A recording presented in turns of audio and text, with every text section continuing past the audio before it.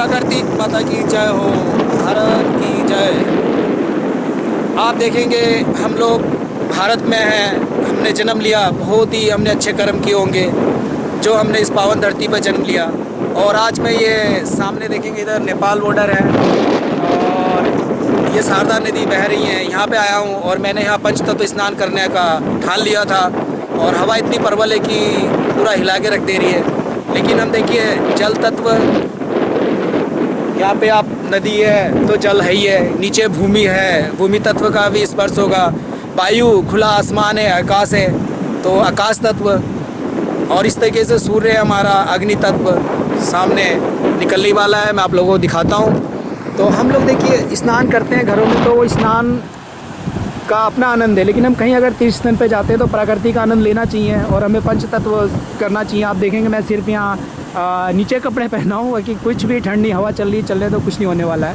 हम तो अपने शरीर को कमज़ोर बना लिया, इसलिए हमें ये करते हैं। नहीं तो जितने पंच तत्व है, वायु हुआ, जल हुआ, मिट्टी या भूमि बोल लें, आकाश तत्व, अग्नि तत्व, ये कभी हमें मनुष्य को या किसी प्राणी को नुकसान नहीं देते हैं। ये हमेशा उसका मतलब उसका स्वास्थ्य बनाए रखते हैं, उसकी रक्षा करते हैं। लेकिन हम लोगों ने खुद ही अपने आप को बर्बाद कर लिया है, अपनी रक्षा नहीं कर पाते और यही कारण है। तो देखिए जहाँ जल का स्पर्श होता है वो जल और पंच तत्व, ये हमारे गुरुजी ने बताया पंच तत्व स्नान हमारे शरीर के लिए बहुत लाभदायक है, क्योंकि इस समय सारे पाँचों तत्व हमारे शरीर में जिस चीज़ की कमी होगी वो चीज़ हमारे शरीर में भर देंगे।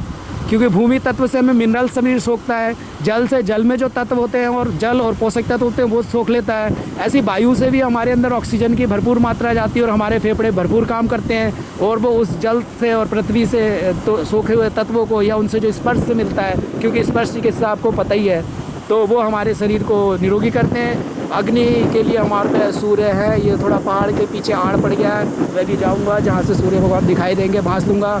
अग्नि स्नान जो ये हमारा पंचतत्व स्नान होता है, इसी को पंचतत्व बोलते हैं। और अग्नि स्नान घर में जैसे हम लोग आरती करते हैं, आपने देखा कोई भी पूजा पाठ होगा तो आरती क्यों घुमाई जाती है, वो भी हमारा एक तरह का अग्नि स्नान है कि हमने उससे हाथ से स्पर्श करा, अग्नि का ताप लिया और फिर अपने माथे पर लगाया। यानी जो हमारा सहस्त्रार्थ है और जो हमारा पिनियल ग्रंथि है, जिसको तीसरा नेत्र बोला जाता है, उसको वो ऊर्जा देती है।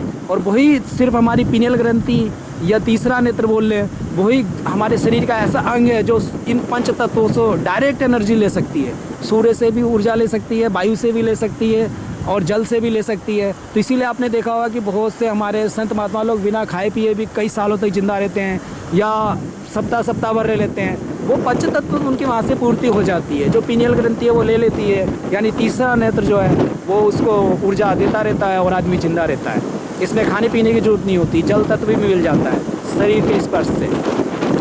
और ये जो हमारा वातावरण है, जो वायुमंडल है, इसमें जल तत्व विद्यमान रहता है, यानी रहता उपस्थित, तो हम वहाँ से ले सकते हैं। और मैं अभी यहाँ पे अच्छा खासा स्नान करूँगा और यहाँ पे थोड़ी देर बैठ के इस टीले पे अपने सारे गुरुजनों को प्रणाम करना है, अपने ऋषि मुनियों का धन्यवाद करना है, शुक्रिया करना है। और जितने हमारे महान संत महात्मा हुए उनका शुक्रिया अदा करेंगे, जो उन्होंने हमें एक बहुत ही अच्छी संस्कृति दी जिससे आज के लोग भूलते जा रहे हैं, लेकिन उन्होंने बचाया। उनका ज्ञान आज भी विश्व का कोई भी वैज्ञानिक या कोई देश या कोई समुदाय नहीं ठुकरा सकता।